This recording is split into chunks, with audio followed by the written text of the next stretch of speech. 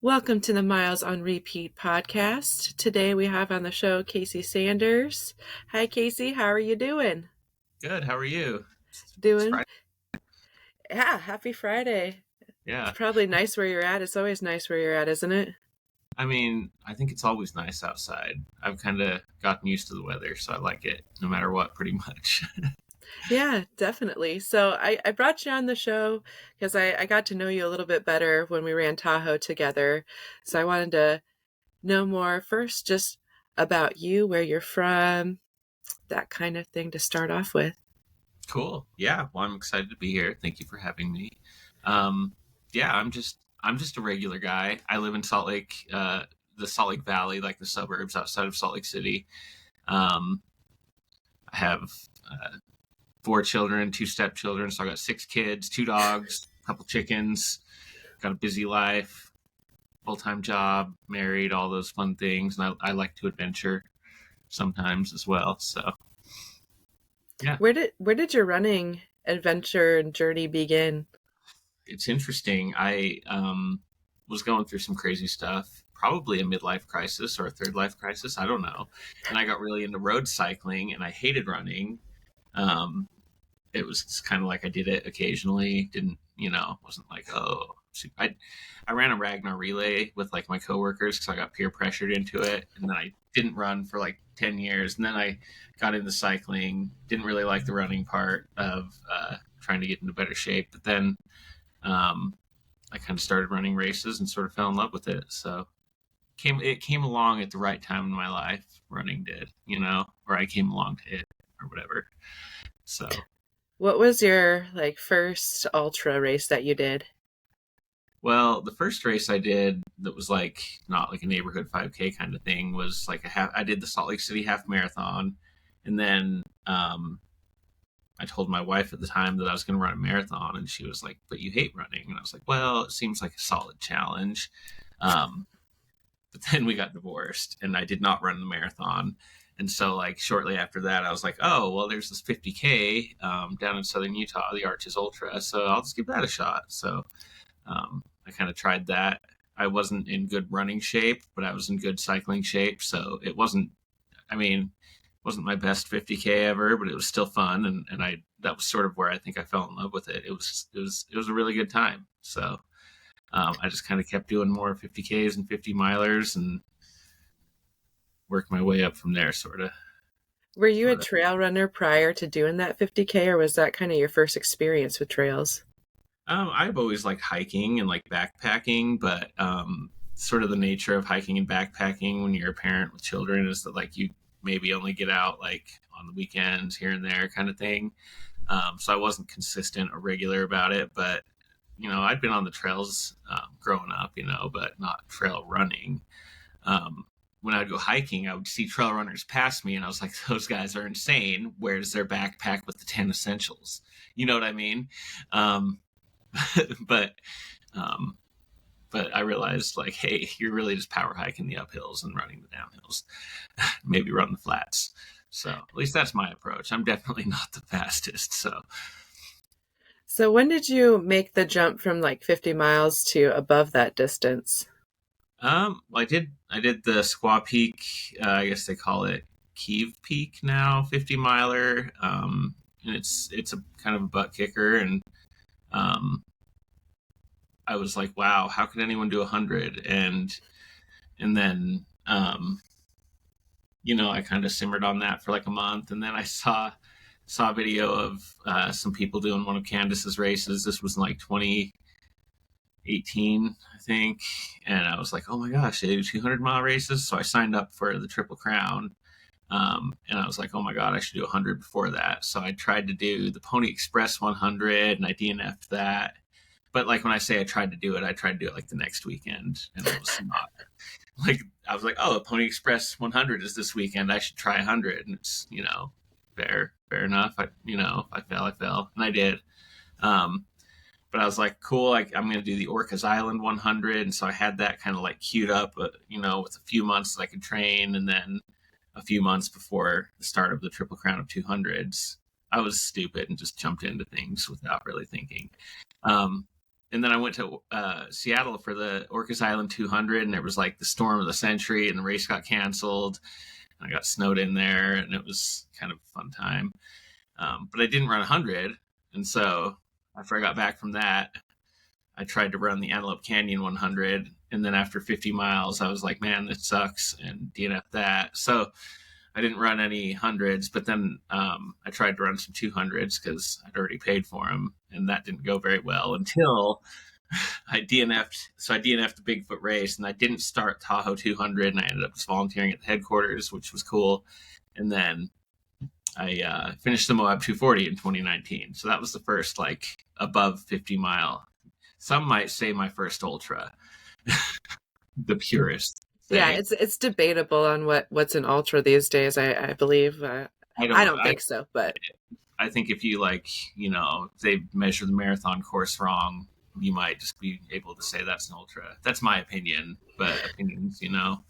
right. I mean, everybody's got them. I find Right. that interesting though that like Moab 240, that was the one that you finished. Like Yeah.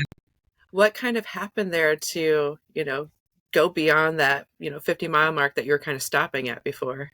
Well, I think that like there was a couple factors. One of them is that the Bigfoot 200 that I DNF'd is just a really hard race. So have you done Bigfoot? I haven't, but I've run around there and I volunteered there, Met it? and yeah, I've heard good and bad things. I mean, like it's amazing, it's beautiful, but it is hard. Yeah. Well, I ran a lot of 50Ks and 50 milers, and most of them were in like the Moab area. Like Mad Moose, they put on amazing races, and I've done all of their Moab races multiple times, and I love their races, and they're all in Moab. And I grew up in Utah. I live in Utah. I've been to Moab a lot, so Moab kind of feels like at home, whereas like the Bigfoot 200 definitely doesn't feel like at home. Um, it's a very different world than what we have here. We have the mountains here, but they're not like those mountains. Um, Very different. So yeah, I don't know. It just the Moab 240 worked out. You can do these things if you're just persistent, maybe. you know. So Had yeah, you had you done another 200 before I saw you at Tahoe this last year? yeah. So I went and did the Moab 240 again in 2023, I think. So I did that again, and then I did the Tahoe 200 last year where I saw you. And Yeah, I would love to hear about your experience at Tahoe. Like walk me through before yeah, I really was seeing you, which was like that first day. I didn't really see you until that evening. So walk me through how it started for you. it started pretty good. I feel like it starts so high, and then you go up high, and then there's kind of that reprieve down Housewife Hill Aid Station, but then you go back up high. So it just felt like, I mean, I live at pretty high elevation. It's like 5,500 feet where I live, but it was like above 8,000 feet all day. It felt like for 24 hours almost for slow people like myself. So I think I got a little altitude sickness the first day. Um, and kind of the first evening going into that, I ended up with Andrew and Ohm. I don't know if you know those guys. Um, we had a good time. It was interesting. There was kind of a puke fest that those guys were having, and I felt bad for them, but they managed to get ahead of me. And so the first day was kind of rough, but I sort of took a nap when I got back to that. What is it, Armstrong Pass? I think I took like a little 45-minute nap there, and then in the wee morning hours, kind of tried to finish that out and back. And so the first day was kind of rough, but with the 200 milers, they're so different than like a 50 or 100 because you can kind of have a bad time for like 8 or 12 hours and go take a 45-minute nap and sort of recover from it and still be able to continue the race. Where if that was like a 100 miler with tight cutoffs, you might just be done, you know? So Yeah. yeah, the first day was kind of hard. I think the race actually, I felt progressively better as the race progressed. Yeah, I think I actually that was the first time I'd seen you, and other than the out and back part, was at Armstrong Pass, and you were sleeping, and y- Yeah. I'm gonna be honest, you didn't look great. Uh, No, I had a headache. I was dehydrated, and the altitude was kind of kicking my butt. And yeah, yeah, I think you said, did you see a bear coming I down in there? Is that what you said? Was that I you? don't remember where I saw the bear. Oh man, I think it was later. No, it was yeah. We'd seen it the first day. I think it was crazy actually. The bear just like we didn't see it coming. It just sort of booked it past us like 30 feet away, like clumsily running past us. I think we spooked it, you know. Yeah, Uh, so that was cool. It was cool that the bear was running away from us when we saw it. You know what I mean? Like that's the kind of bear encounter I want to have. Yeah. exactly. Did you have any other bear encounters out there? No, I'm sure that there were other bear encounters, but I didn't notice them. That's kind of I figure that the animals see me, you know, and I just don't know that I'm being spotted by them. So you kind of mentioned that the race got progressively better. Was there something behind that, like that was kind of making it better, or just kind of finding your groove? I don't know. I kind of feel like they're hard the whole time, you know, and maybe you just kind of get more used to it as time goes on. You know, the sleep deprivation on those long races is a challenge for me. It was probably the biggest challenge on Tahoe from any of the 3 200s I've done. Tahoe was hard. I mean, it was hard, but I think that like you kind of find peace with that as time goes on, and you're like, I'm going to see this thing through, and like let's just make the best of it, find silver linings everywhere, and you know, yeah. How was going into like days two and all that? Like how was that all going for you? So yeah, day two after you saw me dying at Armstrong Pass, I got back to Heavenly and I think I called my wife and was like, babe, you gotta come here and help me. I'm like kind of having a rough time and you know, like maybe help me tape up my feet and let me take a little nap in the car and just pull it all together. And but then, you know, like I got there and the sun was shining and it was a whole new day and I sort of she got me patched up and I mean she wasn't planning on being at that aid station, so she really kind of came through for me. and yeah, you know, and from there it was cool. I picked up a pacer there. I didn't have a pacer planned either, and some guy just volunteered to pace me for the next section or two.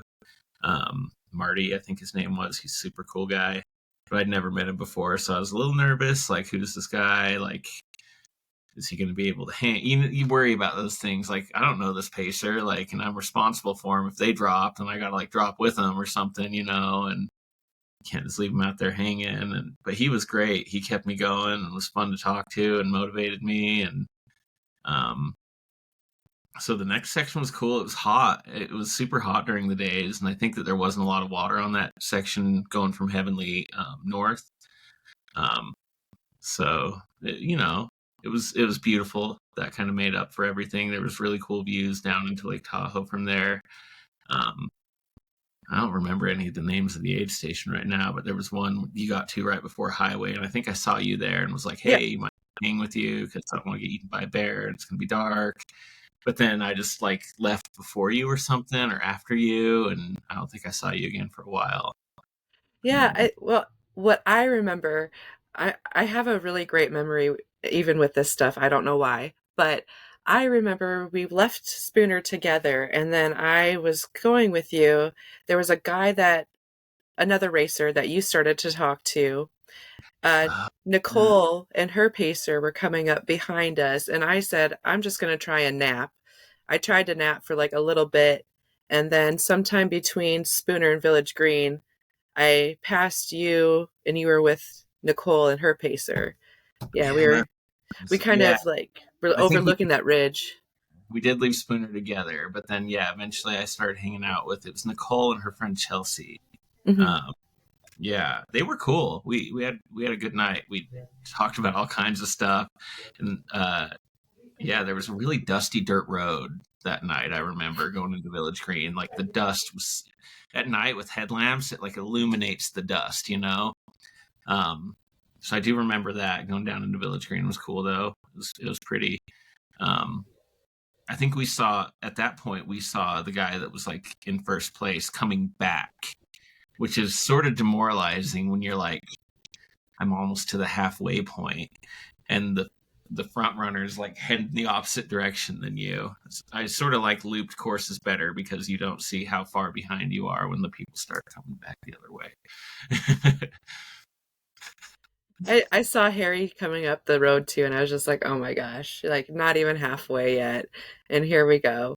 Yep. Yeah. Harold's what's his name? Harold something. He's got a It's hard name. Geraldus Huertas. Yeah. That guy. He did really Yeah. good at Moab after that too, didn't he? Didn't he like?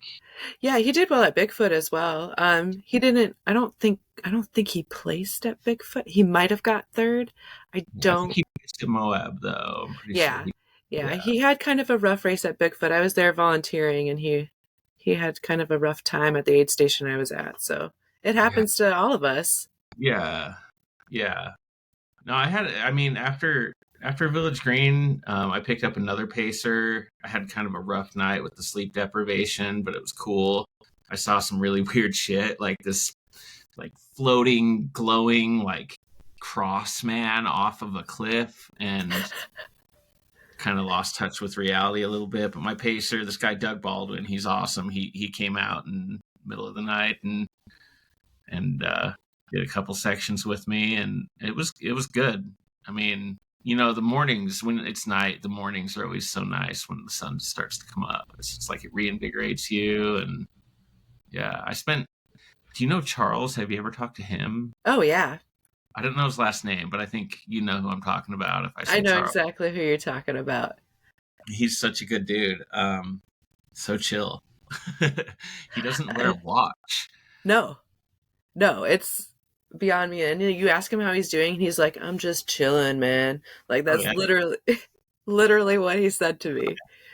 So like in the middle of the like it was, I think I was at Village Green going back. It was sort of like the last night I ran into Charles and they were like, "Oh, there's a storm coming." They did a mandatory gear check, and I was like, "I don't think it'll be that bad." But they made it sound like it was going to be really bad, but it really wasn't. It was just super cold the last night, um, which may have been like different for you because you kind of got pretty far ahead of me toward the last day. I think. Yeah, yeah. So basically, after I left Village Green, I didn't stop at Spooner. So like I stopped at Spooner, but I was there for less than a half an hour. I didn't want to deal with the cold. The campfires were so inviting at Spooner. I stayed there way longer than I should have. But yeah, and Charles and I went through that night and the next day Oh, mostly. okay. Yeah, but he was just like he would sit down and be asleep like immediately. And so it was like I kind of had to like make sure he didn't sit down because if he did, it was like, well, we're taking a 10-minute break. you know? Oh, that's wild. Yeah. I wish I had that power to do that. Did you take any dirt naps yourself? Oh yeah, yeah. I'm. That's one thing I've learned is I'm a very proficient dirt napper. I can kind of do that and like set my alarm on my phone for 5 minutes, and the 5 minutes feels like you slept for hours. Um, when you're that deep into it. So, I mean, some people finish these races in like 48 hours or something, right? Like the fast people, and I think my time is usually like well over 100. So. I Yeah. mean, No, I get it. How was sleep for you at Tahoe this year or this last year, I guess? there was when I was coming back from was it Tahoe City, the turnaround point? When I was Yeah. coming back from that, it was nighttime, and I like that's where I saw the floating light thing. I really sleep deprivation got to me, and I like saw the trail was paved with grocery bags, and it was weird. And I like don't remember sitting down to fall asleep, but I think I took a good nap. And but leading up to that, the sleep deprivation was pretty rough. But I think I managed it better than I normally would. The dirt naps helped, and I tried sleeping at aid stations here and there, but the aid station sleep's never really great.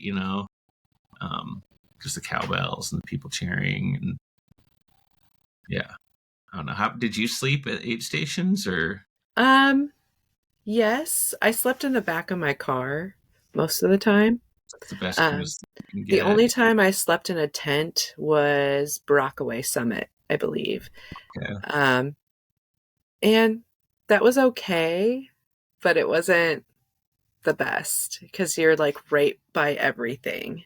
Yeah, the dirt naps I think are really the best sleep. I tried sleeping in my car at Heaven, and it's like the sun had just come up, so it was like hot in the car. And so like I laid there for 15 minutes, but I didn't sleep. Um, but yeah, I think I slept at Brockway Summit. They had a good sleep station, but it was cars, dirt bikes, and cowbells, and yeah, I How much actually, sleep do you think you got cumulatively then? oh, I probably got like 6 to 8 hours, maybe, Jeez, I'm jealous. maybe that much, maybe like 6 hours at best, because a lot of the times I tried to sleep, I just laid there. Um, I slept at Village Green on the way back for like 30 minutes. I slept on the ground a lot, in 10, 15-minute spurts. So I really wish I could track how much I sleep. It would be cool to like actually know instead of just me guessing, because it's always me guessing. Right. I mean, it's hard to say when you're out there for days. Were you Yeah. really just dealing with those hallucinations on like the third night, or did they proceed to like the fourth day, fifth day? Uh, I think that they kind of stopped after because I slept for like 20 or 30 minutes after I like kind of lost touch with reality. And after that, I don't think I had any like major hallucinations. Um, in Moab, I tend to get hallucinations just till the bitter end. But I think it might be because it's such a trippy landscape, the red rocks and stuff. Like the desert varnish looks cool, and it's like sort of a weird, like the streaks on the red rock and stuff like that. And so I think that like that's like a good catalyst to hallucinate for me. You know what I mean? Is trippy looking stuff. And so, you know, So you had but previous hallucinations. oh yeah, at Moab G40, I hallucinated both times I did that race, um, which is interesting. The last time I did it, I was seeing like stuff written on aspen leaves and like hieroglyphs in the red rock and stuff. It was wild.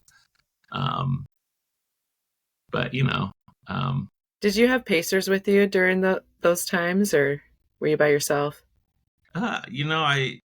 I haven't had like at Tahoe. I had a pacer, and then I kind of stumbled into a pacer. Um, I'm definitely like one of those people that make friends along the way, so I'm not alone all that much. I spent maybe like a section or two on Tahoe alone, um, but always just kind of was running with or near someone. So that's kind of how it's been on Moab too. I've maybe done a couple of the sections here or there totally alone, but sometimes I'm just talking to whoever's nearby. So Yeah, I feel like I was always seeing you with somebody. Very, yeah, very few times you were by yourself. yeah. I think when I came across you, I interviewed you for my Yeah. YouTube video or whatever. I think I was alone when I came across you that time. Like I had done Yeah. that section alone, and then kind of toward the end of it, I was like, "Oh, hey, Amanda, I'm Yeah, Luke. Interview we you." yeah, we sat down like that was right by where all those weird chairs and stuff were sitting. It was like a whole living room set up, Yeah. like Yeah. rotted on the side of the road. Yeah. I would love to know if anybody actually sat on it from the race and like they took photos of it. I mean, it was. I don't know if it would be good to sit on. I thought about it. I thought about taking like a photo of me sitting on like the recliner or whatever it was, but then I was like, that recliner's got like stuff living in it. It was gross. So Yeah, probably better not. I mean, we're dirty as ultra runners out there, but that's like a whole different level of gross. definitely, you don't know where that chair's been, and the fact that it's like in an unusual location is sort of a red flag for me. Right? Just like dropped off on like a mountain road. Here you Yeah, go. I will say at Tahoe, your son was awesome. He like knew my order. He was at like every aid station, so I'd roll up and he'd be like, "What's up, Casey? Do you want like hot chocolate and a coffee?" And I was like, "Yeah, that's exactly what I was going to ask for."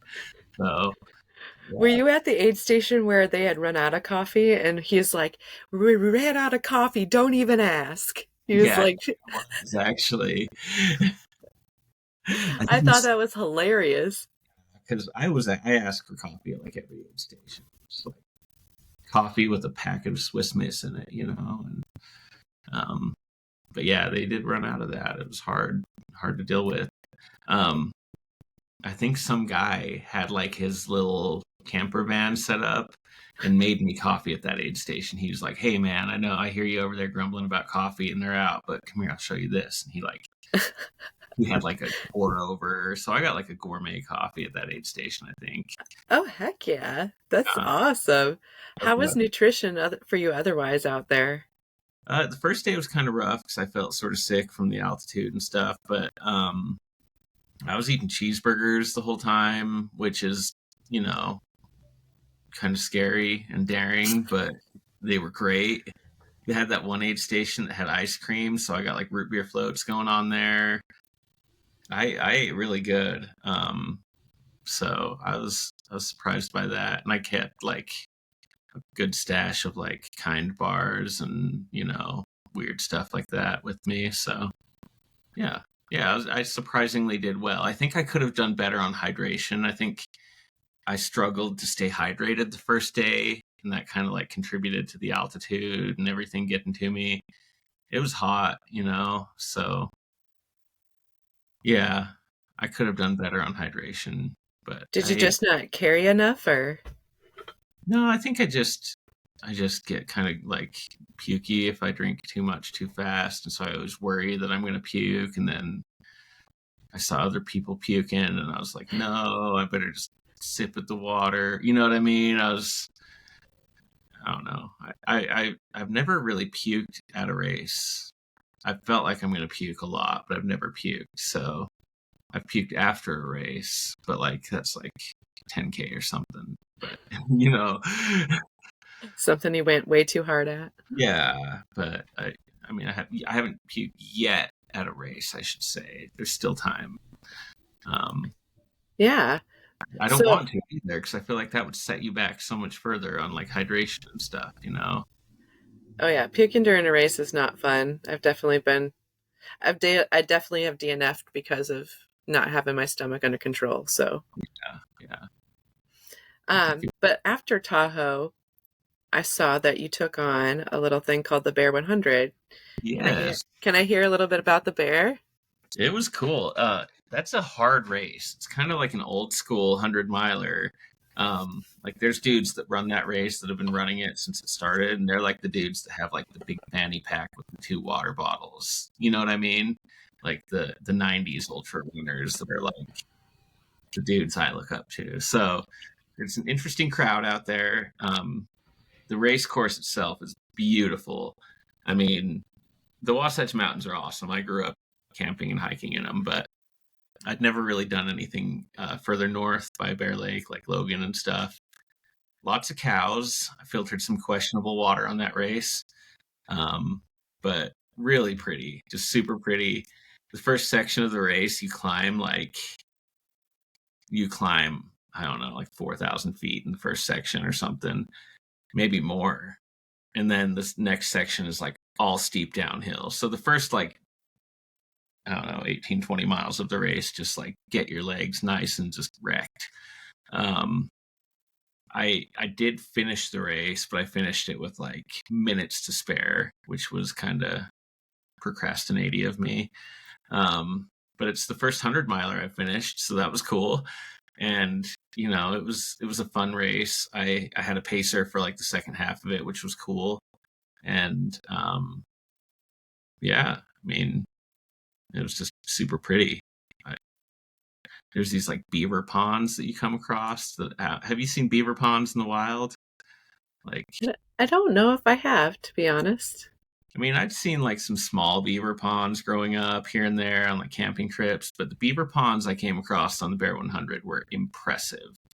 It was like, holy crap, that was made by a beaver. They were like 6 foot tall, like walls, like just Oh, like they're dams. Okay, I've definitely seen those. Okay. yeah.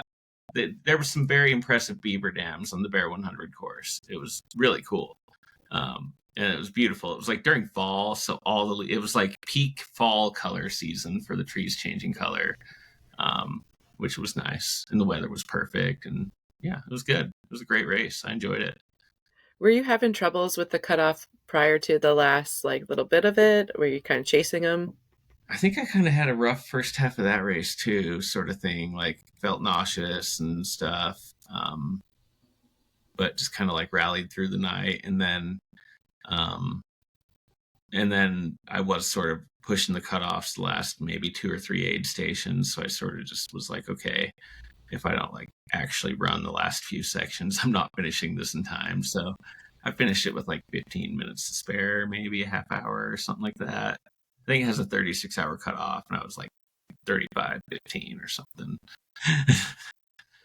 Was that pretty stressful, like going from that last aid station to the finish?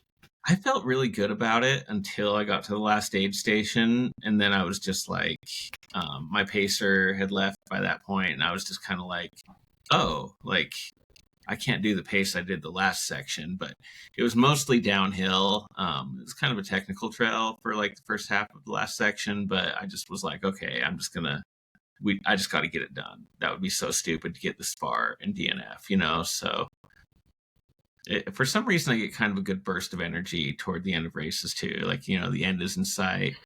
Um, at the end of Tahoe, the last where you cross the highway, and then it's just like the last it's like 4 miles or something from when you cross the highway to the finish. I like ran that whole section of Tahoe.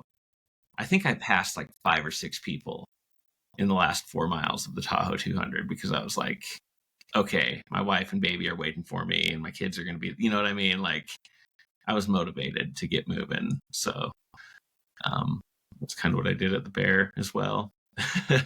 It was cool though. I was happy to finish it. There was a lot of like locals that I kind of knew, so it was cool to, I met some new people and spent a little time at the start line and throughout the race with other people from the area. So that was cool. How much climbing is it in that race? Oh my god, I think there's like I'm gonna Google it real quick. I want to say like 20,000 feet, but it might be more. I feel like it's more. You would Yeah, think it's more going through Wasatch. 21,000 feet of climb. It says 21,980, so 22,000 feet. Um, which is kind of a lot. It's definitely one of the tougher hundreds around here. I think the Wasatch 100 is, I think, comparable, maybe a little harder.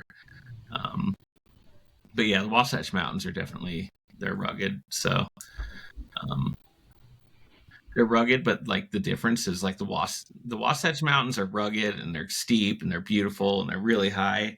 But like the mountains they have in Washington, the elevation's not the same. They're much lower, but like they're also very rugged and they have forests covering them, but not like the forest. Like the forests we have in Utah are like thin little spindly sticks, and like aspen forests and stuff. But the forests in Washington are like dense, giant trees and ferns and moss, and they're like very heavily undergrown. It's like the brush, and it's just crazy. Very different. Um, Tahoe's a lot like here. You know what I mean? They have like it's kind of like high desert mountains. Um, So so not yeah, as much vegetation and stuff out there. yeah, it's a little drier here. Just. Is that out elevation too at Bear 100? Yeah, I think the highest it gets is like, oh, it says here, average elevation of 7,700 feet. I think it probably gets up to like 8 or 9,000 once here or there, once or twice. But um, I think the Wasatch Peaks are like 11,000 feet high, but you don't go over any peaks or anything like that. Yeah. Being that like you kind of live at elevation, do you have troubles running at elevation or does it not seem to bother you as much? It's usually not a problem. I think once I get above like 10,000 feet, it really kind of wrecks me. Even get close to that. Like Tahoe, I felt like I had altitude sickness, but it was only going up over like 9,000 feet a couple times. But I think since I was moving kind of slow, maybe the first day that I spent too much time up there and wasn't ready for it. But usually that doesn't bother me much. The elevation didn't bother me on the Bear. It was good. Did you have any particularly low moments during the bear at all? Yeah, for sure. The nighttime always just kicks my ass. I struggled through the night for sure. I think I did take a dirt nap on the Bear 100 for like 10 minutes, which, I mean, on a 100 miler, taking a nap is a bit risky. That's probably why I finished so late. But because, like I'm going to nap for 10 minutes, but then you get up from your 10-minute nap and you're like, oh, let me eat something maybe and like adjust my shoes. And, half hour later, you're moving again. Um, so, yeah, I mean, I kind of struggled through the night and sort of my stomach wasn't doing great. I didn't puke, but it didn't feel good. And so I didn't eat very good, I think, through the night and that evening, But then kind of when the sun came up, it felt much better and sort of was able to recover, which was nice. My pacer was fun, so that was cool. Having like completed 200 milers before the 100, do you feel like that kind of impacted maybe like the speed with which you were moving or like how you approached it? Yeah, well, 200s are a lot slower for sure, but I knew I had to kind of move faster and I definitely tried to. I didn't think I was going to be finishing like crazy fast, but I think that toward the end of the day, the first day, I was like, oh, I'm like a couple hours behind because I was supposed to meet my pacer at like 6 or something. And I didn't show up at that aid station till like 7:30 or 8. So I was like, oh my god, I'm sorry, and um, yeah, so I kind of struggled toward the end of the day and sort of into the night, but toward morning things were good and I was able to kind of rally and get the speed back up. So, and I kind of just like felt like I have to finish this because it would be ridiculous to finish 3 200-mile races and not be able to finish 100. Um, Before I finished that, I always thought, oh, 200s must be easier than hundreds, but I don't think that's necessarily the case. They're just different, like the Tahoe 200 was the hardest race I've ever ran for sure, like ever finished at least. I think maybe the Bigfoot's a little harder, but the Bear was fun, but like it kind of came on the hills of the Tahoe 200. So I feel like maybe the Tahoe 200 kind of overshadows it a little bit in my mind, but I would say that like it was still a really difficult and fun challenge all around. So Yeah, definitely. So I saw just the other day that you're going to have another 100 miler coming up here soon. I Can have we one talk a little about race. Copper Kings? Yeah, I'm excited for it. West Plate put this race on. I don't know him, but I've kind of like Instagram followed him for a while, and um, yeah, it looks super cool. Butte, Montana. They have grizzly bears there. um, I also got into another race that I haven't mentioned called the Salt and Sulfur 420, and it's like a journey race. So I'm gonna do that one this summer as well. Ooh, Um, tell me about that. That sounds interesting. Last year was the first year they did it, and they had like 4 people run it, and they don't have aid stations or support or anything. It's just sort of like it's almost like a fat ass race, but it's a journey race. And they start in Salt Lake City and go to West Yellowstone with like trail and highway. I haven't actually seen a real course map. I think that they like DM you that before the race or something. But so I'm excited to try that. That's sort of something way out of my wheelhouse because it's like a journey race and you're self supported. Um, and they have grizzly bears there too. So you go through the Tetons, I think, like and Yellowstone. So that'll be interesting. But so yeah, honorable mention for Salt and Sulfur. Um, and Copper Kings, yeah, I totally just like won a raffle entry from the Happy Endings Trail Crew. Have you listened to that podcast? I have, yeah. Yeah, they're out of Texas or something, but Mhm. they're all over the place. They run all the races. So yeah, I entered some raffle for a free entry to Copper Kings, and I hadn't like checked with my wife or like seen if I could pull it off or anything. But I was like, well, if I win, that'll be cool. And then, um, yeah, I won that. Someone else won it, but they couldn't make it, and I was like, Oh, dang. So you I was got picked like, secondarily. I was like the ugly pageant winner. You Um, still won though. I did. I know. They DM'd me and they're like, "Hey, the first winner couldn't do it. Can you?" And I was like, "Oh my god, can I?" And I like checked the calendar, talked to my wife, and I was like, "Yes, we're going to Butte, Montana." So I'm excited. It looks cool. I watched the YouTube video that Wes put together with one of the people that kind of like they sort of ran it before. This is the first official year, but they've like ran it the last 2 years. So I watched their YouTube video where they kind of go through each of the sections and describe them and like show some videos and stuff of the course, and it looks really pretty.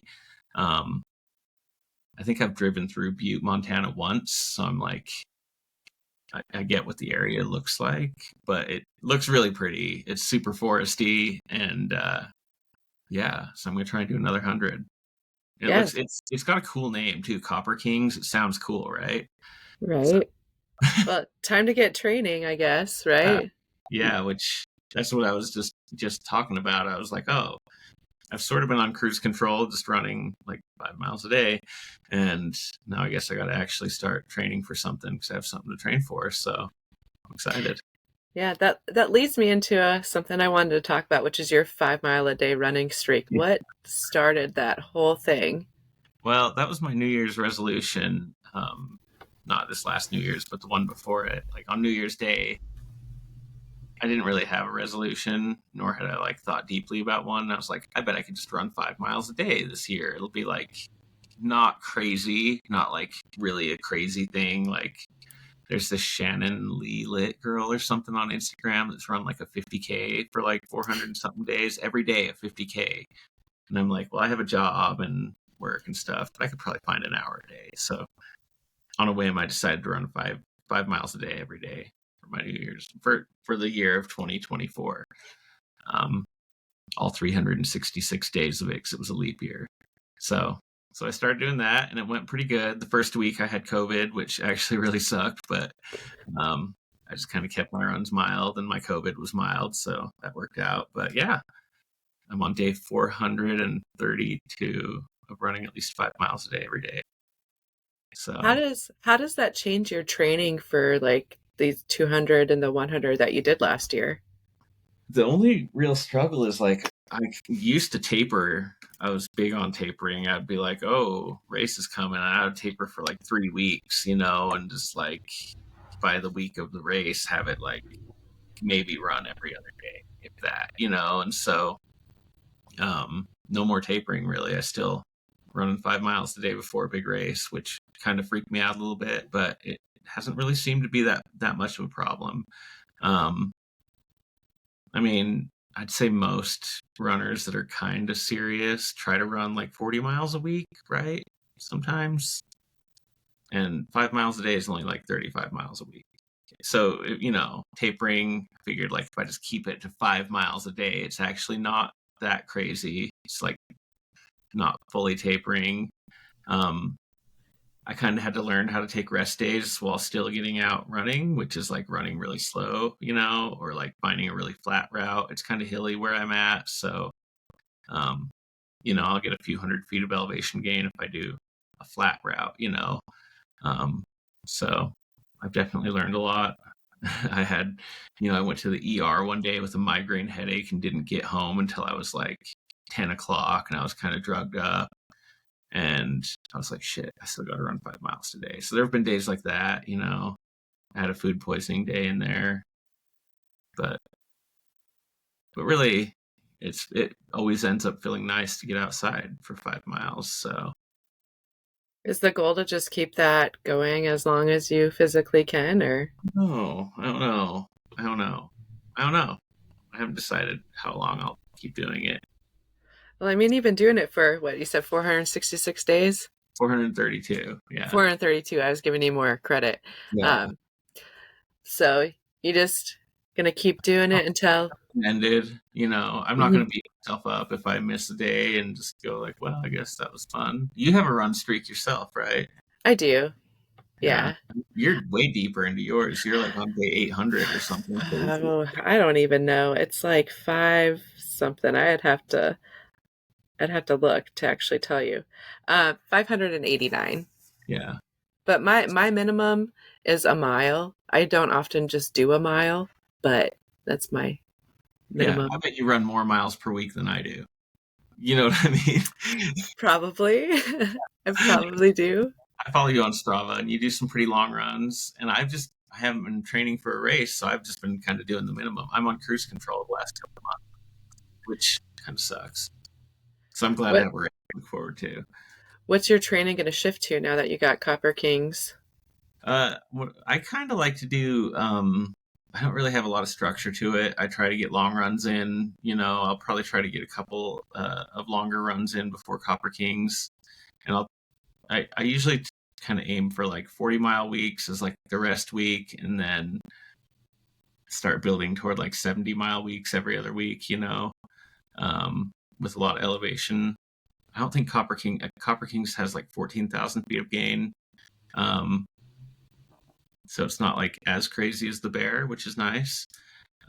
So yeah, so I think I'll just kind of start like ramping every other week up and until I get to like 70-ish mile weeks and add a bunch of elevation in if I can, and that'll probably be it really.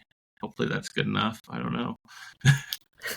How do you balance everything with, 6 kids and a wife and a job and getting that 5 miles a day? How do you make time for it all? Well, the 5 miles a day is pretty easy because like I work remotely, so I just take my lunch hour and it's like 45 minutes to an hour of my day. Um, if work's crazy or like I got like, a family thing going on for lunchtime or something else, or like I don't find an hour during the day, I just go at night, which is, I really like running at night. Um, there's no cars on the road and like all the deer are out wandering around the neighborhood and I see foxes and raccoons and all kinds of cool stuff. So, um, yeah, so like I think anyone can find an hour a day for something that's a priority in their life. And I just find that hour a day. And if I'm training for a race, I end up just kind of like, finding that hour a day like I normally would with this whole 5 mile a day thing. And then squeeze in a couple more hours for a long run at night or in the weekends or whatever. I definitely do a lot of the like breaking up long runs if I have to. Like if I take my daughter to dance practice or something, I'll run while they're, if I have to take my car to Costco to get the tires rotated, I'll go for a couple miles, stuff like that. Just squeeze it in anywhere I can and hope for the best. I hear you there. Yeah. So, with your 5 mile a day streak, do you have like any rules with it? Like, does it have to be all at once or can you break it up into several?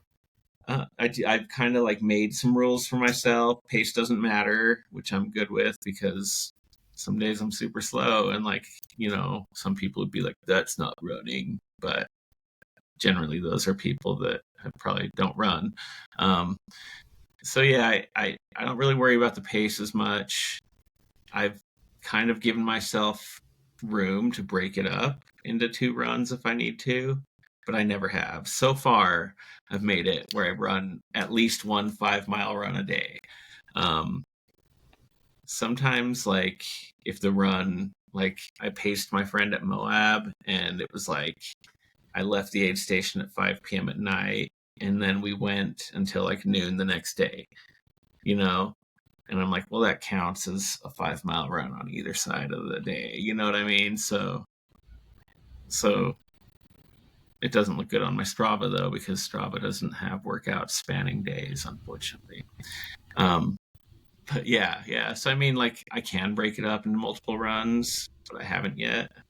So I still have some wiggle room. Like if I have a really bad day, I could still break it up into like a 2.5 mile run and a 2.5 mile run or something. But not there yet, at least.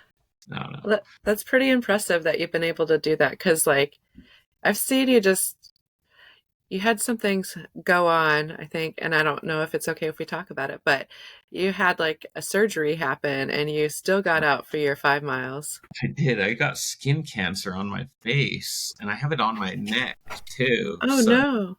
yeah, it's not like super. The doctor's really reassuring that it's like, oh, it's not a big deal. You caught it early, and we'll just cut it off. But like, they cut a big piece of my eyebrow and lip off, which was rather uncomfortable. And I didn't think it would be that bad, but then I realized, like, hey, having giant chunks of your face cut off really sucks. So it makes you think about mortality and like, oh crap, I got cancer. So, but I did get out on those days when I had the surgery and everything, and the doctor was not happy with me about that. They were like, you're not running today. And I was like, oh, I'm definitely running today. And they're like, well, you're on drugs and you're loopy as can be. If you look at my Instagram, it's actually, I'm high as balls in that video, um, which is funny. So yeah, I definitely got through that. I've gotten a little bit better about wearing sun protection. I'm going to wear a buff all summer and like better sunglasses. You see like old men walking around with like the flappy things and they're just like totally hiding from the sun and you're like, come on. But now I will be one of those guys, even more so. So Yeah, we got to protect our skin. yeah. Were you noticing any differences having the cancer, the skin cancer or anything like in your energy levels or No, it didn't really affect me anyway. I had like a little sore on my lip, and I was like, is that a cold sore? I've never really had those. But then it didn't go away. And I was like, well, that's weird. And so I went to a dermatologist, and they were like, that's skin cancer. And you have one on your eyebrow. And I was like, I didn't even notice the one on my eyebrow. So it wasn't even like, I mean, I noticed the one on my lip, and I didn't think it was cancer. You know what I mean? But like when it didn't go away, I was like, okay, um, maybe this is something worth checking out. So yeah, yeah. with So I mean, I think if you have a sore that doesn't go away or something, you should probably go to your doctor. definitely. With the one on your neck, are you going to have more surgery or He said they can just remove it in the office, and it was really pretty mild or whatever. So uh, like maybe just zap it off with like a laser or something? I don't know. yeah, it doesn't sound like it'll even be as big of a deal as this lip one. And I'm sure I have more too. You know what I mean? I've been out in the sun an awful lot. Um, So, but I don't think it's anything too serious at this point. I'm not worrying about it. So, You know, if you don't worry about it, then I'm not going to worry about it. But I thought that was it was kind of hilarious seeing you all drugged up and you're yeah, just like, I'm out here getting my 5 miles. yeah, yeah. No, I mean, it kind of scared me only after the fact, I guess, but I'm not that worried about it. My, I have other family members that have all had like skin cancers and they just got them cut off and live years and years and years and years and years, So I think early detection is key. And probably taking better. I wish I'd taken better care of my skin for like the last 20 years of my life. Before the skin cancer thing, I even had that thought, like, man, why do I not moisturize every day? you know, Do you have like a sun shirt or anything? Or are you going to invest in some of those? I definitely have been leaning into the sun shirt realm, like the hooded shirts and stuff. Even when it's like 100 degrees, I actually feel like just keeping the sun off of you is more comfortable. So yeah, my wife bought me a big hat, got a giant brim all around it, and so What other kind of stuff do you use for gear for your long distance stuff? um, I really like Ultraspire packs. I'm an ambassador of theirs this year, which is kind of cool. So I get discounts and stuff. But I really like their stuff. I tried um, Ultimate Direction, and I mean I have a whole bunch of running vests and packs, but I definitely like the Ultraspire stuff. They tend to be just kind of like simpler in some ways and like just work kind of thing. And I really suck at like fiddling with things deep into a race. I feel like my dexterity just goes away. Like tying your own shoes when you're like sleep deprived can be a challenge. Um, so yeah, Ultraspire. I really like Lecky trekking poles. I'm not sponsored by them, but I would love if they like would. They got that like shark grip thing that like. Have you ever tried them? Is that I use Lucky Pulls, yeah. Yeah, the shark grip glove thing? It makes you feel like you're like a four-legged animal, which is useful when you're prone to falling down a lot, like me. Um, so I really like the Lecky poles. I have some Black Diamond Z poles that are great too, but like when I'm doing races, I always take my Lecky poles because it just feels convenient with the little glove clip thing. Um, I really like Typhosi sunglasses. I have I've tried Gooder sunglasses a bunch. and the lenses always get scratched really bad. I'm hard on sunglasses. I actually have a pair here. I don't know if you can see this. See these lenses? Those are so worn. Oh my I bought gosh. these for the Moab 240, and by like halfway through the race, I had to borrow someone else's sunglasses because the sand just rubbed this Just off. They rubbed didn't it. even make it through the Moab 240. And then like these glasses that are like $25 sunglasses, they're Typhoses, and they've been through like multiple races. Thrown in my glove box, dropped on the floor, kicked around on the ground.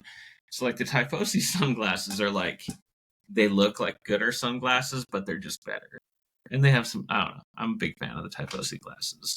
So I like that. My son has some typhoses, but I don't have any personally. I don't usually wear sunglasses because I got these things. they But Typhosi also does prescription sunglasses. oh hey, Yeah. I need to invest in those honestly because it's kind of ridiculous the amount of times I wish I had sunglasses and I don't. Um, Yeah. I was going to ask about your Ultraspire pack. Do you know what pack you have? I think it's the Zygos. Um, and what I do on the 200 is I take the Zygos backpack, but I also bring like the Speed Goat waist pack because it's got like two water bottle holsters, and I kind of like that. I like having like the water in the little holsters because I can just have my two water bottles and then like my hydration pack in the vest. And it gives me more room for snacks in my pockets, you know. So I like the Zygos with the Speed Goat waist pack, but I have another one. It's called like the Mountain XT or something. It's like a bigger running vest. I like that one a lot too. But the How Zygos what is good. how big is a Zygos like liter capacity wise? Do you know? I don't. I think it's just about the same. I think it's like Like a standard like 12 or 15 or something? 12. I think it's 12 maybe. And it's really stretchy though. So like you can smash a puffy coat in there with all your other stuff, you know, and it just bulges out and looks deformed. Kind of like those Solomon packs, the advanced skin or whatever. Oh yeah, yeah. I think it's comparable to something like that. Okay. And you use that one for 200s or do you use the bigger one for the 200? No, I've used that one for the 200s. I used the bigger one at Bigfoot. One of the times I DNF'd that, but I think I like the Zygos better. It's got the stretchy, so it just kind of works. I feel like it's like one of those never-ending packs. I can just keep cramming stuff into it, you know. And when you don't think it can fit anymore, you can like undo a buckle somewhere, and you're like, now I can fit a whole shoe in there. I need. I just always like to ask what other people are wearing because like I love my advanced skin 12, but I did not wear it for Tahoe. I wore I think it's called the Solomon XA and it's like a 25-liter like fast pack. Yeah, It worked okay, but the storage was crap. So I'm just like I'm in a hunt for a good 200-mile vest. I really like the Zygos, and I have an older model. I think mine's a couple years old, so I don't know what the newest one is like, but I've heard good things. Being like an ambassador, I follow a lot of other ambassadors like live around me, and I run into them, and they always are raving about theirs too. So, um, the little clips on the front to like put the sides together on the one I have, it's just like a bungee and a hook. So there's no like weird stuff for me to mess around with that you have to be nimble for. You just like stretch a thing over a hook. And so it's like super easy to get on and off and adjust. And what I really like about mine is this has like one zipper, which is nice. I don't know. Just like one big zipper compartment. And it's like that's all I want. I don't want anything complicated, you know.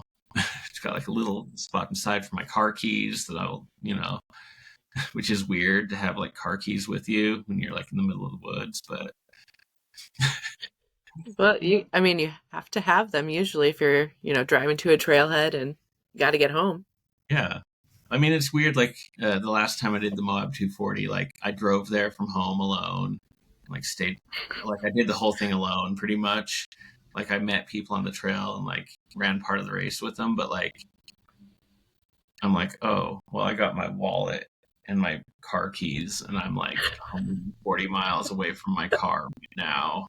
in these mountains or in the desert. You know what I mean? Like, it's so funny to have like your credit card and your car keys. They're useless out here. Completely worthless items to have with you in the middle of the woods. But it's like, well, I'm going to need those though, and I don't want to leave them in my drop bag in case that gets lost. Was that the first or second time you did Moab?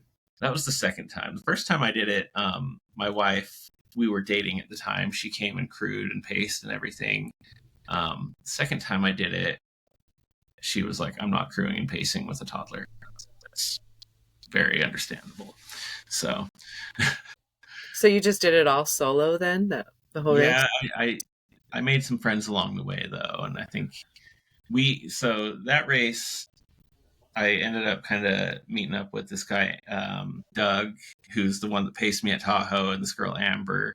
And the three of us kind of did the last couple sections of the race together. We were all delirious. Doug had a real pacer that had their wits about him. And so we kind of stuck together to the bitter end. And we were like, oh man, I'm really good at finishing races right before cutoffs. We we were like 15 minutes before the cutoff on that one for real. One guy finished after us, and we had to run to finish it before him. So that one was a close call.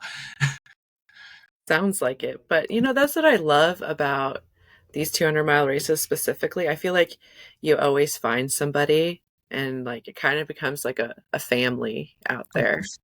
for sure. Yeah.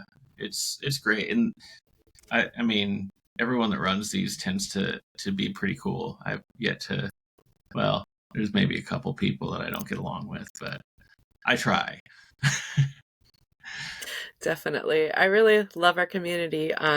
So is there anybody out there that you know that really inspires you and what you do and you think would be a great person to have on here? I don't know. I mean, I know a lot of people that come to mind. There's this one guy that I only met briefly last weekend who's got a great story. He runs in sandals all the time. I see him running around my neighborhood, and like I follow him on Strava and Instagram, and we've like chatted for 10 seconds. So I don't really know him, but the dude used to be like super overweight and very sedentary, but now he's like out there running all the time. I think he's out there every day, and he's like running in the snow and like climbing mountains in sandals. It's crazy. Um, he's probably a good one. I don't know. This guy, his name's Miles Vickers or Victor Miles Vickers, I think. Anyway, he's got a great story just from what I've seen on Instagram. You should hit him up. I don't know if he goes on podcasts, but he might be a good one. Yeah, definitely. You can always shoot me his Instagram name and I can Send it to check him you. out. Yeah, for sure. Well, can you let our listeners know where they can follow your journey, your 5 mile streak, Copper Kings, all of that coming up? Just my Instagram account, maybe. I have TikTok and all these things, but I usually just post mostly on Instagram. My username is Hatumai, which is I am Utah backwards. So, um, the douchiest of Instagram usernames. Um, so yeah, I didn't know that's what it was, to be honest. I was like, huh, they're like, what's that? It's I am Utah. the That's Wizard of interesting. Watch is where that word comes from. It's some like old early settlers used to have a festival here called the Wizard of the Wasatch Festival, and the wizard's name was Hatumai. I was like, that's a good Instagram username. 20 years younger or whatever. I So, love it. I yeah. love it. Well, thank you so much for coming on and talking. I feel like we probably could have talked more, but I Yeah. always feel that way. We're on time. I don't know what time was. So, We're a little over, but it doesn't even matter. Thank you so much for sitting yeah. down with me. Thanks for And having me. yeah, and thank you all for joining us for a Miles on Repeat podcast. If you like this episode, please like, share, give us a follow and a review. That'll help me out. Until next time, happy trails, guys.